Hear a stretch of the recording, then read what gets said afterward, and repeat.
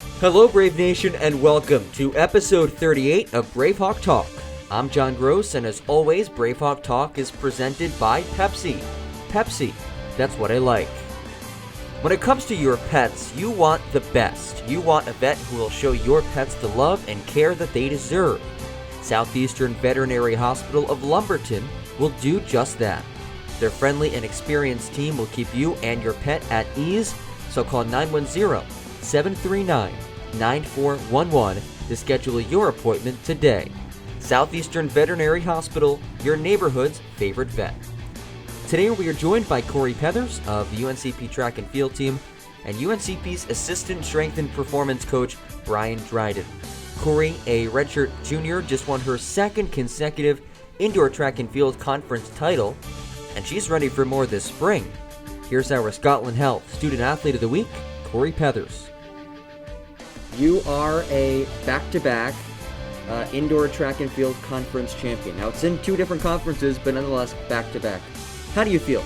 It feels really good. We worked really hard for it and set our minds to it, so it feels good to come out with good results. What was the experience like on Monday? I know it was just a one-day event, everything kind of jam-packed into that few-hour stretch. So what was it like for you?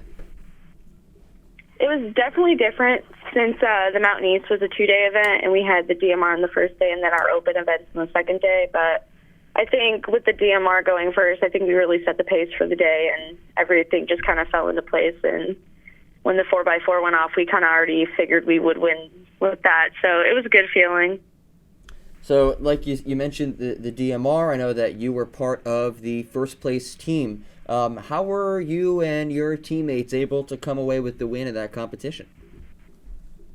Well, Samantha Badami, she ran the first leg for the 1200, and she just really put us in a good spot. And Riley kept that lead with the 400 and then handed it to me doing the 8. And the girl kind of caught up to me towards the end, but Valerie is just a star, and she went out, and she actually just kind of jogged it out because we were really just running for place because Valerie had the 3K in the mile later that day. So once we kind of got comfortable in our position, knowing we would win first, we kind of just relaxed a little bit and just ran for the points.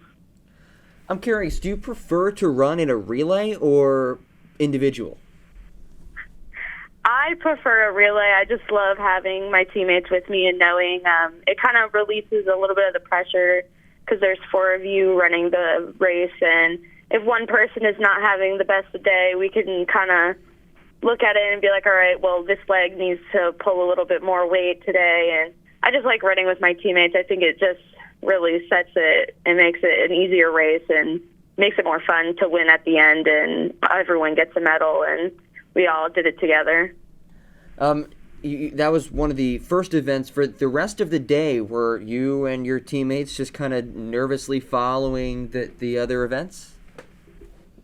Yeah, Mount Olive really was close to us there for a while, so it was a little nerve-wracking. I think all of us were refreshing the results, at least me and a couple of the girls were hitting that refresh button after every race just to see if we had a gap big enough, and it was pretty closer to the end, but the 5K and the 3K girls really helped out. They each, I think they all scored points for us, so that really helped having them. And I know the sprinters, they got what they needed to do and got it done. The high jumpers, there's, I think, 3 of them that scored, so that really set us in a good place towards the end of the day. And I think everyone just pulled the weight that they needed to. Again, 2-time conference champion, and you guys kind of set the tone for UNCP's move to the Conference Carolinas with the first Conference Carolinas title, at least in this era of joining the conference. I want to go back a little bit and just hear a little about how you kind of got started with running. When did you start running? I started running in 6th grade. I did soccer my whole life, and during PE, my one coach was like, "Oh, you're going to do track," and I was like, "I am," and he goes, "Yeah, you're going to do track and cross country." And after that, he was actually one of my high school coaches as well, and I just had great high school coaches who really pushed me forward to it. And I really didn't think I was going to run in college, but we reached out to Dr. Ormsby, and he brought me here, and now I've been here and made great friends, and running's really been a part of my life, my whole life. So it's part of me at this point. Did you always enjoy it, though? Because I know for many people, running isn't something that people enjoy. That's why I always respect cross-country and track and field runners, because it's I know it's a tough thing, but you all seem to love it. But has it always been that way for you? I think it's definitely every athlete has their love-hate relationship with their sport. There's times where I'm like, I'm never going to run again, but at the end of the day, I always pick it back up and always come back for another year, and I'll be here for my 5th year of running. So I think it's every person is going to say, oh, I'm going to quit, I'm not going to do it. But at the end of the day, it's your sport, you love it, you're going to do it until you can't do it anymore. At what point did you realize that you were really good at this? I don't think I really understood it until like maybe junior or senior year of high school. I was like, well, we placed at states in Florida, so I was a part of the 4x8, and I was like, I think I'm like actually decent. And once colleges started reaching out to me, I'm like, wow, this is actually like a thing. I could run in college and go on scholarship and better my career. So I didn't think till probably the end of high school that I thought I was decent at running. And then how'd you end up at UNCP? My high school coach, Joe Addison, actually reached out to Coach Ormsby for me. And I was on like a recruiting site, but nothing really clicked. I went to a school. I toured a school in Chicago, but that was a little too cold for me being a Florida girl. So once Coach O called me and told me everything, I was like, yeah, it sounds like a great fit. I was born in North Carolina, so good to come home. And when you look back at the start of your UNCP experience to where you are now, what has your overall time in Pembroke been like? I definitely think that we came in, at least I know the cross-country girls, we all came in together. There was 7 of us and only 2 seniors or 2 junior and seniors. So we were a really new team, so we didn't really expect anything the first couple years, but definitely winning the Mountain East Conference last year really set in stone, like, that we're here to compete, and only losing to Embry-Riddle in outdoor last year by 30 points really showed that, like, we're that team that's not going to go down without fighting hard. So I think we've really grown as a team, and the sprinters help us out a lot, and we can all fall back on each other. And I think next year is going to be even better than this year. Well, we're looking forward to that, a chance for a three-peat. That would be something. That would be pretty awesome. You run in all 3 seasons, cross-country in the fall, indoor track and field in the winter, and outdoor in the spring. Do you have a preference? I'm an outdoor track girl myself. I love just going out and going on the track in the summer. The heat is my element. I'm from Florida, so we deal with the heat all day long. But I think indoor would definitely be my second, and then cross-country is probably my last. Well, you do a great job with all 3. Now, switching gears a little bit to outside of athletics, I know that you are very involved with the UNCP athletic department beyond just running. You intern with the marketing team with Bull and Jen Smith. What's that experience been like for you? Oh, it's great. They give me the opportunity to not only work with teams that I love, but also pursue my career that I want to do in after graduation. So I love working with them. And what do you want to pursue after graduation? I graduate this spring, so then I will be starting my master's at Pembroke, like I said, and I will be doing my 5th year of running. I did get all my seasons back, so I will be competing in a full year of sports next year.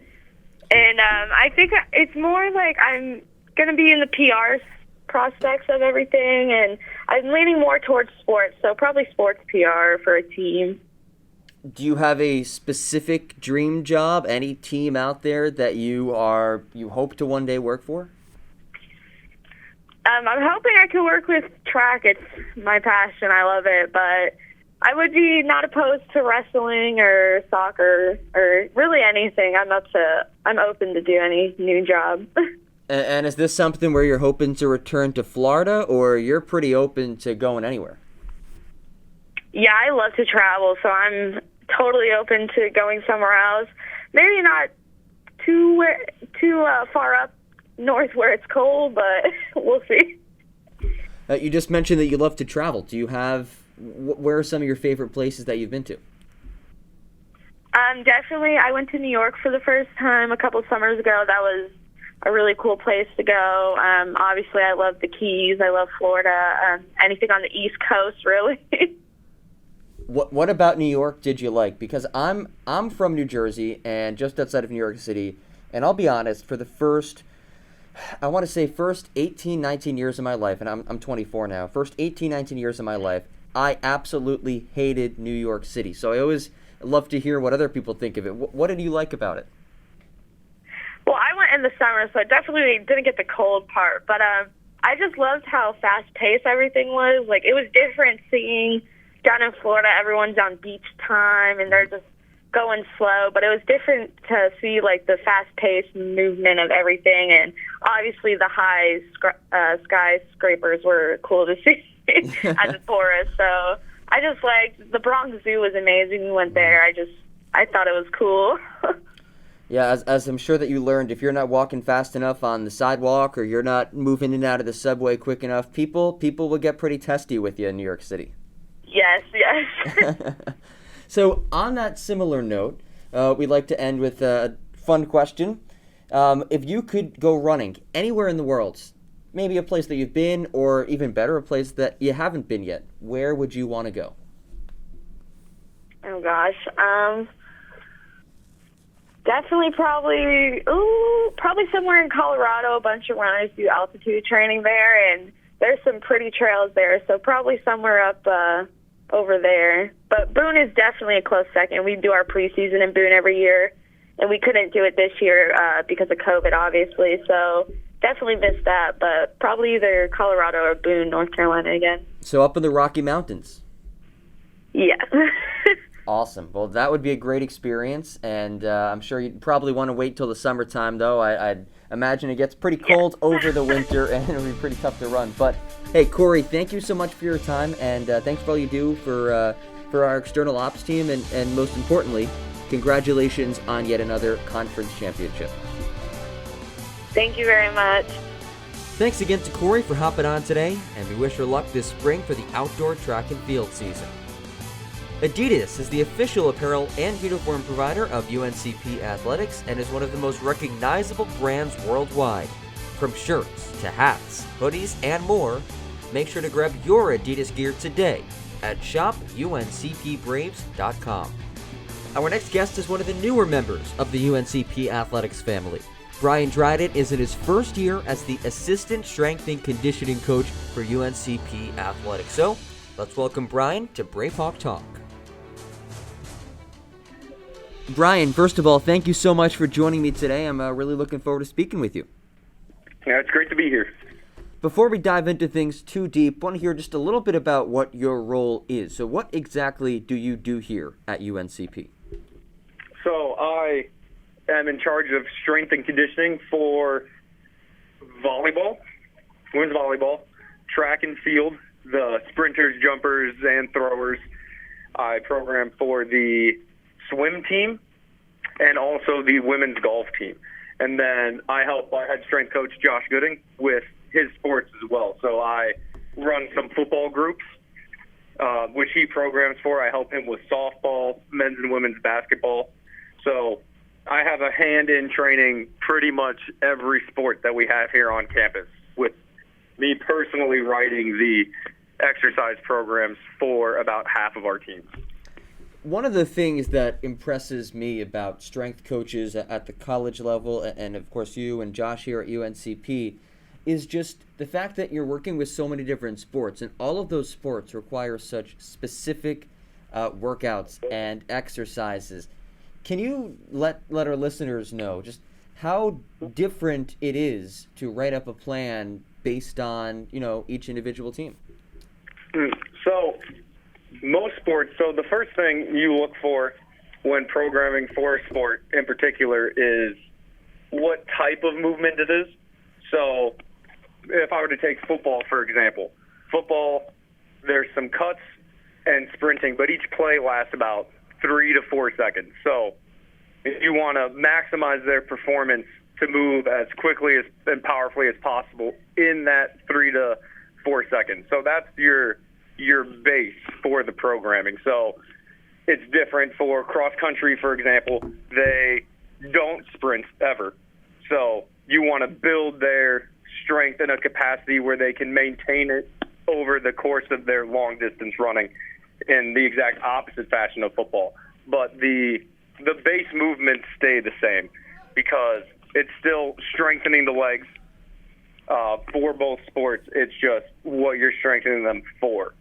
And then the next thing I look at is the most common injuries associated with each sport, and that's where the real differences start to come in.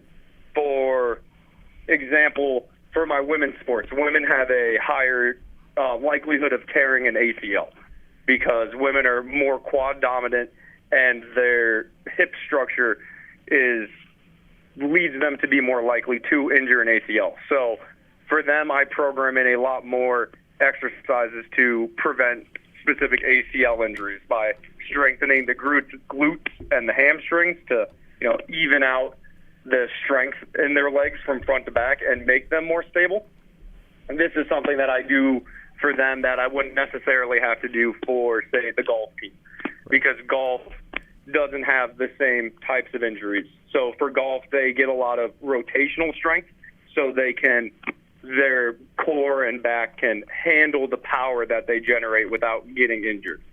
So that's where the real differences from each team. But the base, because most sports, even from baseball, football to soccer, the most important part of all those sports is the explosive speed. You might look at soccer and think, oh, they play for 90 minutes, they jog around a lot, so it's an endurance sport. But the important part of soccer is still the sprint. You still need to be able to run past an opponent more than out-jog them for a whole match, like in a cross-country setting. So, sorry, I had some athletes come in, but no worries. They're fine. Yeah, so there's slight differences, but the base core of trying to make them just overall better athletes and prevent injuries is the core. And that's actually fairly similar from team to team. There's a lot more overlap in sports than you would think. I just find that all so interesting. And this being your first year at UNCP, of course, you walked into a difficult situation just given the nature of the world and the current state of college athletics. So what has this first year as a part of Brave Nation been like for you? It's been great. I was lucky enough to intern at Arizona State, where I did my undergrad and master's. I interned there for 2.5 years with their athletics, and my boss there has been a strength coach since 1985. So he instilled in me as much of his knowledge over the last 30 years as he could. And with their help and working with all their teams, I was able to come in pretty seamlessly and start implementing programs and running teams. And, the hardest part really was trying to get to know all the athletes when you can only see half their face. trying to match a name to just someone's eyes was probably the biggest challenge, was just not being able to get the same connection, because the athletes can only be in here for a shorter amount of time. There's not wandering in just to talk anymore, to get to know them. So building the personal connections took a little longer, but with seeing most of them a few times a week now for the last 6 months, we've gotten over that hump too. So I know all the athletes can help them with their individual problems to program into the workout so they can fix their problems along with the general needs of their sport. And it's been great so far. We had women's track, who I work with, just won conference for the second year in a row, so we're off to a great start. You mentioned a little bit your previous experiences at Arizona State, so I want to dive into your past a bit. But first, when did you first decide that you want to pursue this field of work? So, I played club ultimate frisbee at Arizona State, which we took very seriously, probably more seriously than most people would take it, where we fly across the country for tournaments. Like, the first time I was ever in the Carolinas was for a Frisbee tournament. It was my freshman year. I pulled my hamstring 7 times in 1 year. Yeah, it was rough. So I started looking into the field as a way to stop injuring myself. And then once I got that far, I decided, it'd be great if I could now actually improve my athleticism now that I've passed our injury prevention part. So I started getting into that. And then at the time, I was actually a physics major, which I had taken about as far as I could go before the math started to get a little over my head. By the time I got through Calc 3 and was going to get into quantum physics, it was a little rough. So I made the switch to my exercise program because I love to work out. I loved the science of it, the injury prevention, the strengthening. So I started implementing that for myself and the other players on the Frisbee team. And then I was looking probably more into a high school sector at that point, but for my undergrad program, they required an internship at the end. So I interned with the ASU strength and conditioning program, fell in love with it while I was there, decided that the collegiate field was what I wanted to do after working there for a semester, got into the master's program there, and then after, pulling 12-hour days on a regular basis while interning for free, if I still loved it after that, I assumed this was a good career path for the future. If I could go 2.5 years of not getting paid to help and still loved every second of it, I knew that this was the right career path for me. Absolutely. And what was your experience like at Arizona State? I know that you worked with some teams there. What was that like? It was great. I had to work with a whole range of athletes from, the women's triathlon team, who I believe has won nationals 5 or 6 years in a row now, to women's soccer. I worked with wrestling a lot, who has a couple kids poised to who were going to go to the Olympics before they kept getting pushed back. So that's up for debate. I worked with the men's basketball team, who has sent a few guys to the NBA, which is also cool.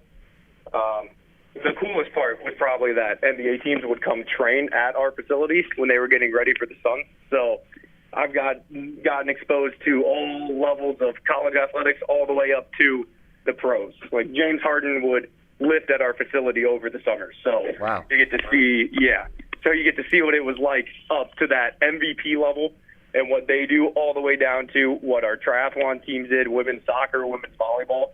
So I got the widest range of sports experience I could possibly get from a few really great strength and conditioning coaches who were there. Like their men's basketball strength and conditioning coach, Daniel Marsh, works with men's basketball and women's triathlon, which are about two of the most opposite sports you could possibly get.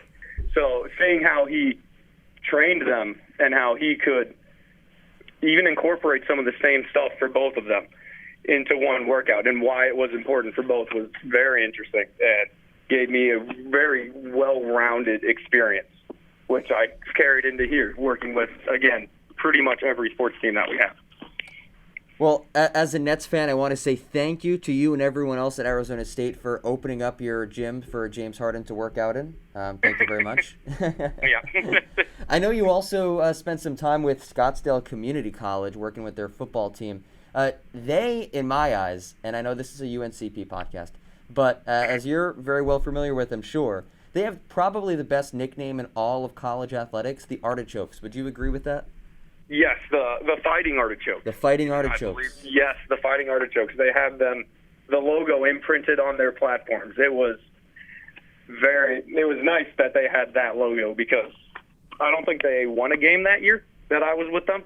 So the good logo was what kept my spirits up that whole time. Do you have any Scottsdale Community College gear with the Artichoke logo on it?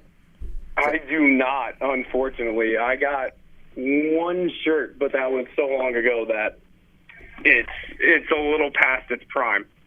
Oh man, that's rough. You know, I'm a big college sports fan, and I love nicknames and mascots. And years ago, I came across the Artichokes, and it's Artie the Artichoke, right? That's the mascot's name. I believe so. That I love that. Now, you mentioned before that that your first time in the Carolinas was for an ultimate frisbee tournament. Now that you've spent some time living in North Carolina, kind of moving across the country, what do you think of what's it been like to live in this part of the country? The biggest adjustment was getting used to rain again. Having spent 7 years in Arizona where it would rain maybe once a month, it's been quite the adjustment to raining every few days or almost every week. Had to buy all new rain clothes, actually check the weather every day, which is very odd for me. I went 7 years almost never checking the weather. It was just going to be hot and sunny every day. Got too used to the 85 and sunny, the dry heat, but I could understand that. That must have been a great experience to live down in Arizona. Now, I'm going to put you on the spot here for a second. We'd like to end with questions that'll make you think a bit. And I believe I asked Josh Gooding a similar question to this when I had him on a few weeks ago. What, for those listening who maybe want to start, getting in shape or just want to live a healthy lifestyle, when you first wake up in the morning, what is like the best thing to do? Because I always hear people talk about the mornings are so important, whether it's what you eat or what you do when you first wake up. What's like a really good way for someone to spend the first 30 minutes of their day? Any kind of movement is perfect. So whatever you like to do personally, whether it's walking, running, biking, any form of exercise is good. So 30 minutes a day of moderate intensity exercise, which is approximately a brisk walk for most people, will reduce your chance of dying by 40% if you do that every single day compared to someone who does not move. Your overall cardiovascular fitness is your best indicator for longevity. If you have a weak cardiovascular system, you don't exercise, you don't get up and walk around, by the time you get old, stuff like doing the dishes or taking a shower becomes vigorous intensity for where you're at. So if you can get up every morning and force yourself to do something, whether it's just walking, whether it's going for a jog, as long as you get up and move in some capacity, you will live longer, have a healthier life and a better quality of life. Because getting tired when you take a shower is not a good way to go about the rest of your life. Wow, well, there you have it. Brian, thank you so much for your time today. Thank you for that bit of advice, and keep up the great work here at UNCP. Awesome. Thank you. I love being on. Thanks so much for tuning in. A reminder to follow us on all of our social media pages at UNCP_sports and subscribe to our YouTube page. We'll be back next week. Have a great rest of your week, and remember to mask up.